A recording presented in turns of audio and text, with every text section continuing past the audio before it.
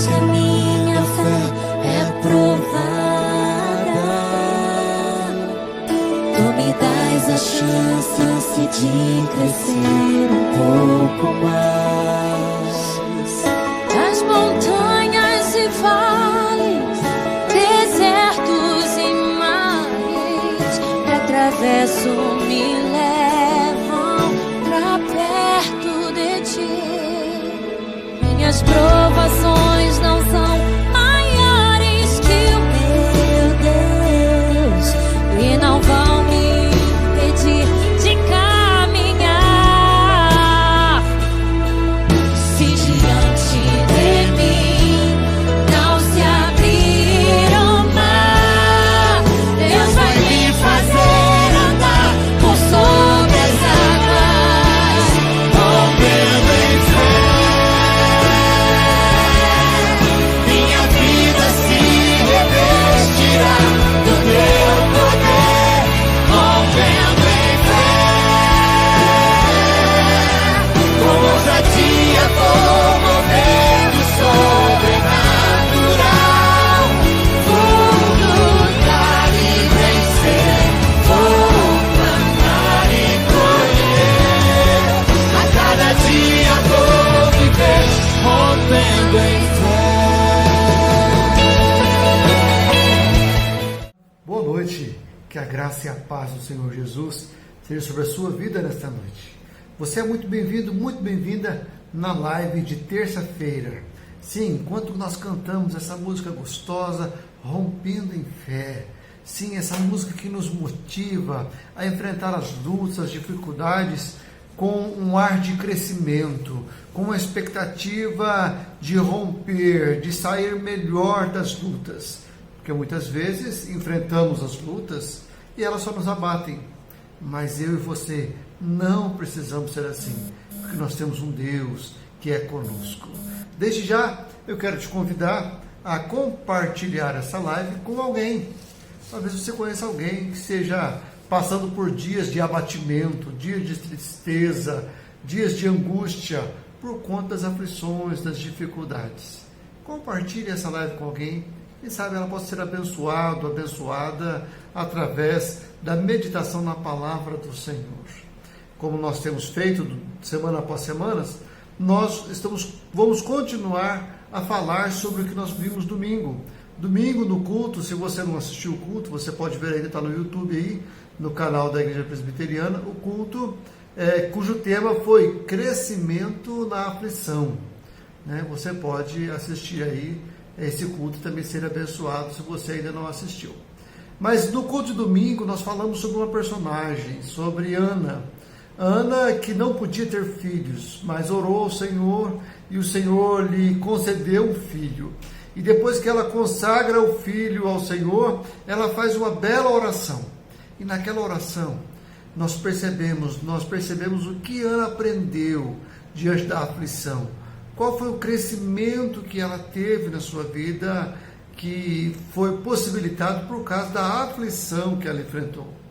É isso mesmo. A aflição, ela nos possibilita um crescimento.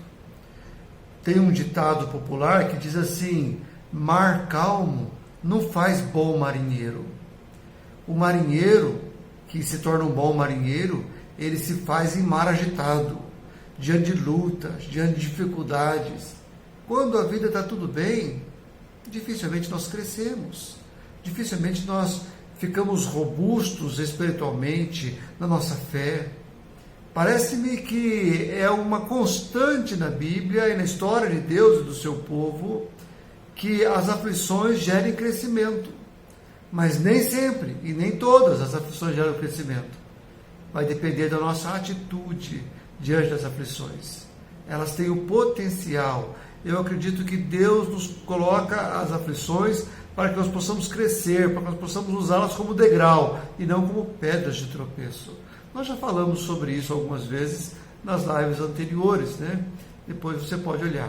Mas eu gostaria de inspirar o seu coração, ou melhor, que o Espírito Santo inspirasse o seu coração a olhar para as lutas, para as dificuldades, com esse olhar de esperança, com esse olhar de ânimo, com esse olhar de fé, de alguém que diz assim, essas lutas não são maiores que o meu Deus, e eu vou romper em fé, eu vou crescer diante desta aflição.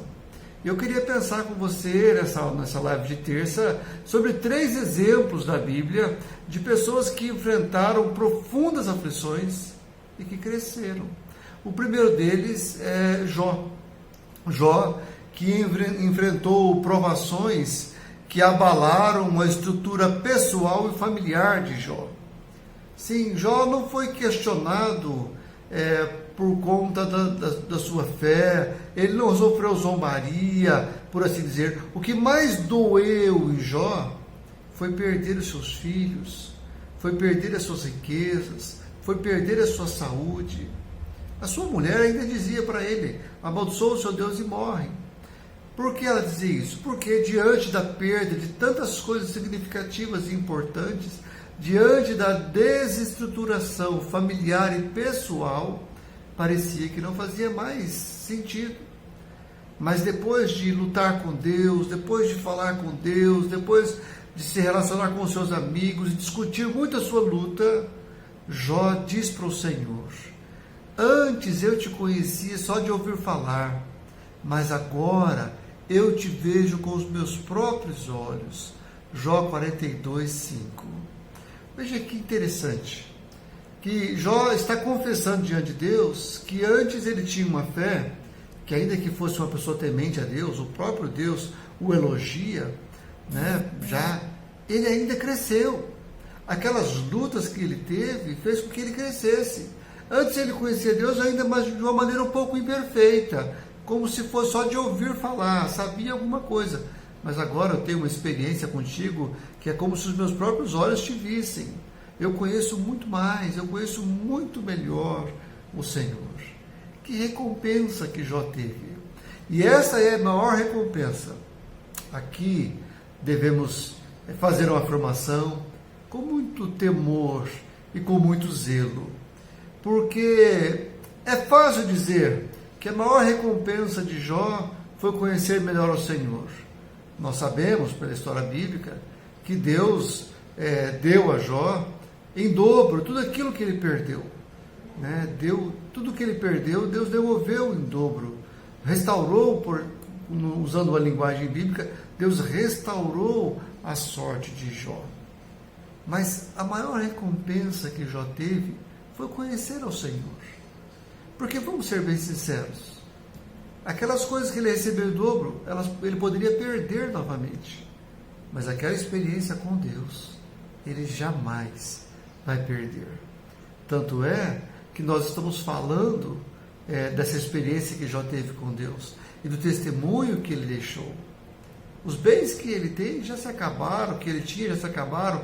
Nós não sabemos o que é que seus filhos fizeram com seus bens depois que ele morreu. Mas é comum, muitas vezes, perderem. Tanta riqueza, às vezes, se perde na segunda geração. Mas a experiência que Jó teve com Deus, essa não vai se perder jamais. Ele levou para a eternidade. Todos os seus bens ficaram aqui, ainda que tivessem sido duplicados.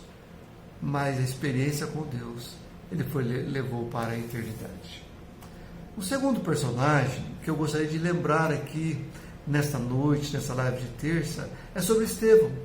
Estevão, que ele já é do Novo Testamento, ele foi escolhido como um dos diáconos da igreja nascente, a igreja que nasceu logo depois que Jesus foi assunto aos céus. Estevão, que era um homem eloquente, corajoso, um pregador ousado da palavra do Senhor, e que por ser esse pregador, ele passou por uma dura provação, uma provação que abala as suas convicções, a sua fé. Veja que Jó passou por provação que abalou a estrutura da sua família e a sua pessoa, a sua saúde. Estevão passou por uma dura provação que abalou a sua convicção e a sua fé. Sim, ele foi apedrejado por conta daquilo que ele falava, por conta da firmeza com que ele afirmava as verdades do Evangelho. Eu imagino que quando ele estava sendo apedrejado, pode ter passado pela sua mente a ideia: por que eu fui falar de maneira tão radical? Se eu tivesse sido mais manso, talvez as pessoas não estavam me perseguindo assim. Mas o que acontece quando Estevão está sendo apedrejado? Quando ele está sofrendo dura prova, dura provação que abalava a sua convicção e a sua fé. A texto da palavra de Deus, lá em Atos 55 e 56, capítulo 7, vai dizer o seguinte: mas Estevão, cheio do Espírito Santo, olhou firmemente para o céu e viu a glória de Deus. E viu também Jesus em pé, ao lado direito de Deus. Então disse: olhe, eu estou vendo o céu aberto e o Filho do Homem em pé, ao lado direito de Deus. Impressionante isso. Porque Estevão tem uma visão que não é comum, uma visão que não é algo que se tem em dias de bonança, em dias de tranquilidade. Ele tem uma visão num tempo de angústia, e a visão é sublime. É como se nós disséssemos assim: na dor mais profunda, temos mais clareza para perceber o amor de Deus e a presença de Deus junto de nós. E alguém pode dizer: mas será que Deus não pode se mostrar de maneira clara para nós, sem ser em momentos de dor? Eu diria que sim.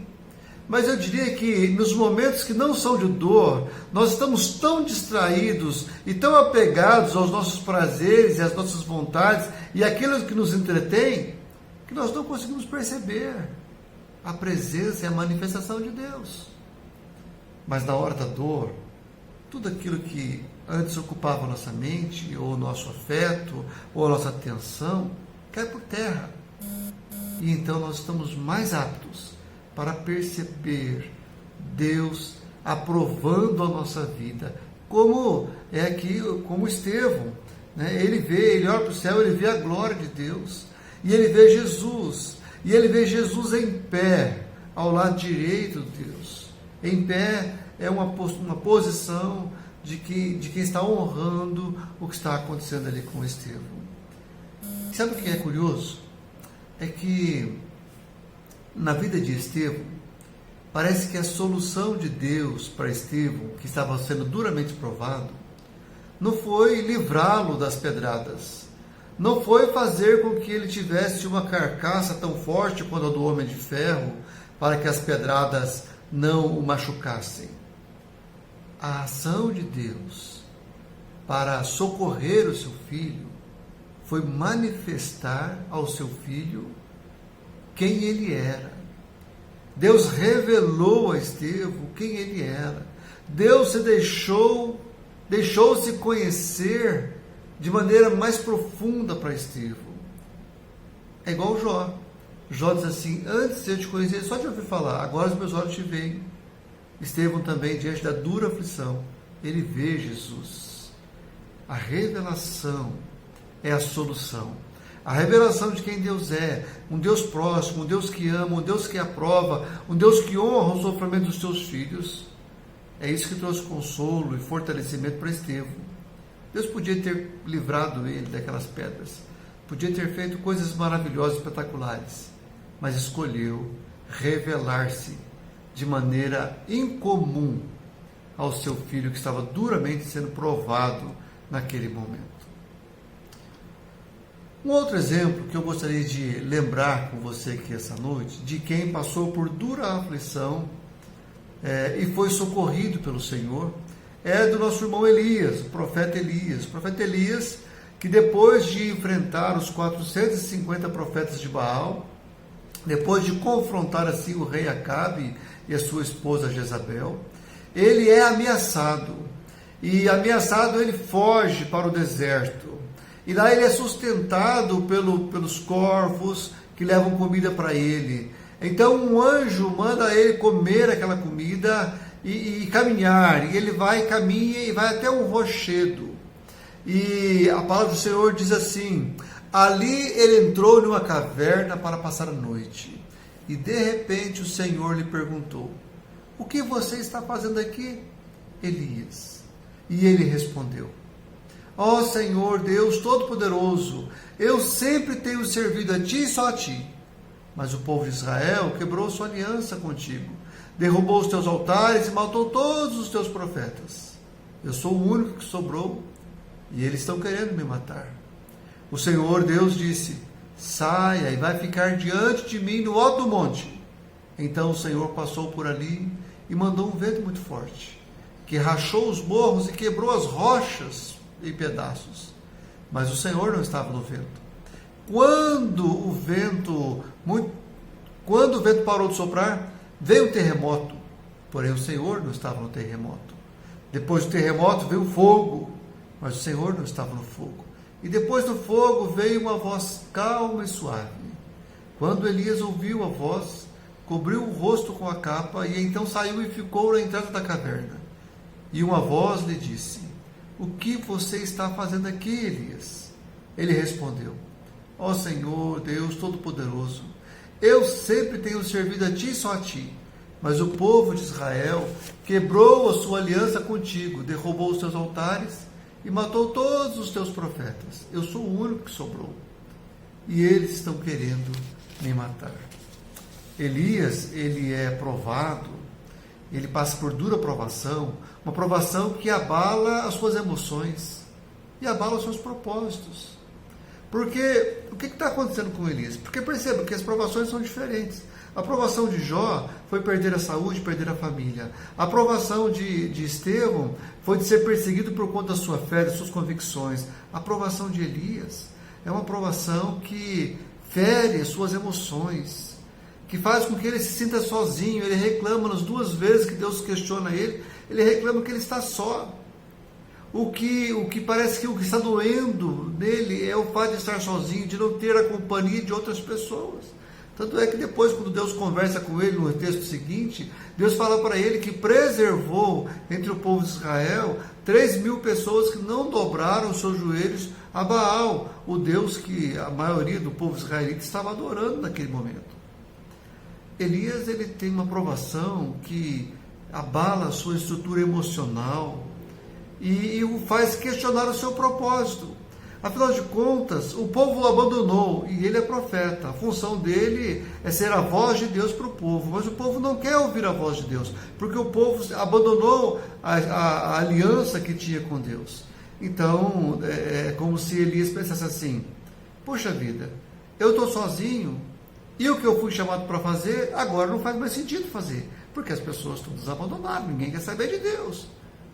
Então ele tem um questionamento, uma dura provação que abalava as suas emoções e o seu senso de propósito, né? E como é que Deus trata o seu servo Elias? Como é que Deus trata? Deus se revela para Elias.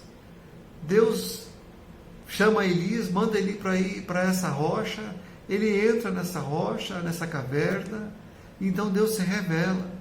E o que é que Deus revela para Elias? Deus revela que ele é um Deus poderoso. Ele é um Deus que é como um vento, que é capaz de fender as rochas. Deus é como um fogo. Deus é como um terremoto. Ou seja, Deus está dizendo para Elias: Elias, eu sou o Deus Todo-Poderoso. Eu tenho nas minhas mãos o poder que governa todo o universo. Os poderes da natureza estão debaixo do meu controle. E aí Deus fala com Elias através de uma voz calma, suave. Deus se revela ao seu filho, de maneira que o seu filho o conheça mais intimamente. E isso traz para Elias fortalecimento. Deus renova para Elias o seu propósito, a sua missão, manda que Elias vá ungir a Jeú como rei, e vá ungir ao profeta Eliseu como profeta no seu lugar. Enfim, Deus renova o propósito de Elias. Bom, eu queria pensar com você agora, para nós concluirmos, em o que nós devemos procurar no meio da aflição. Porque quando nós cantamos essa música Rompendo em Fé, eu vou lutar, eu vou vencer, ela dá-nos uma impressão de que eu tenho que fazer algo, eu tenho que me esforçar, eu tenho que me dedicar. Mas, de acordo com esses exemplos que nós vimos, o exemplo de Jó, de Estevão, de Elias. O que nós devíamos procurar no tempo de aflição é procurar reconhecer a presença de Deus no meio da aflição. Devíamos de procurar ser mais íntimo de Deus e dizer: Deus, o Senhor está aqui comigo, manifesta a tua presença para mim. Essa é a melhor oração. Porque às vezes Deus não nos livra, Ele não muda a nossa sorte. Até porque, como nós dissemos na história de Jó, né, a melhor bênção que podemos ter é conhecer mais a Deus. Porque muitas das aflições que nós temos hoje, elas podem se repetir amanhã.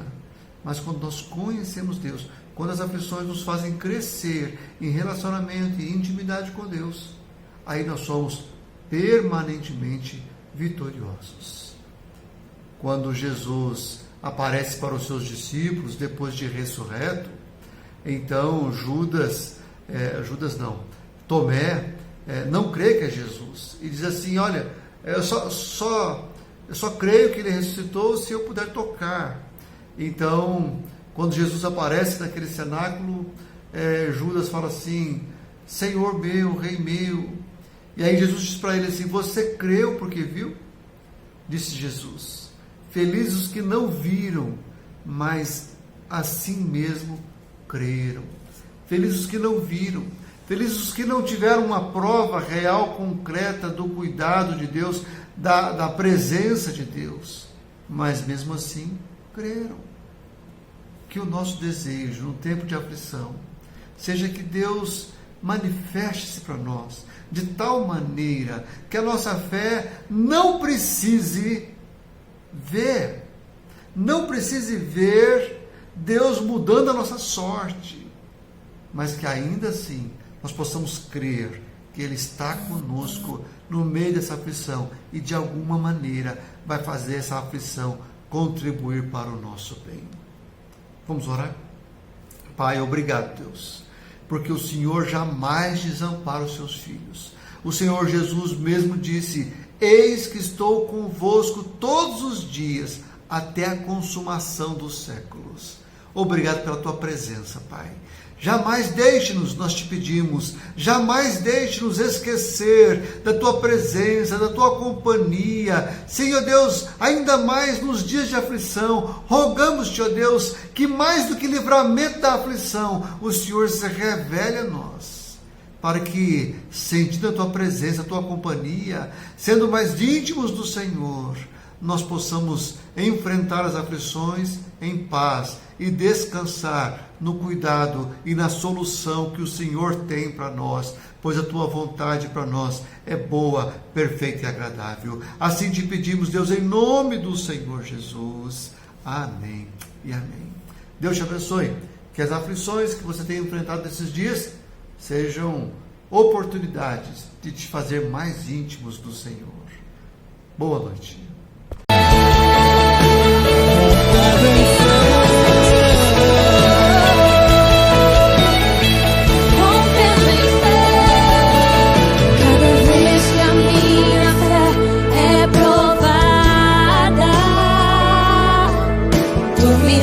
A chance de crescer um pouco mais.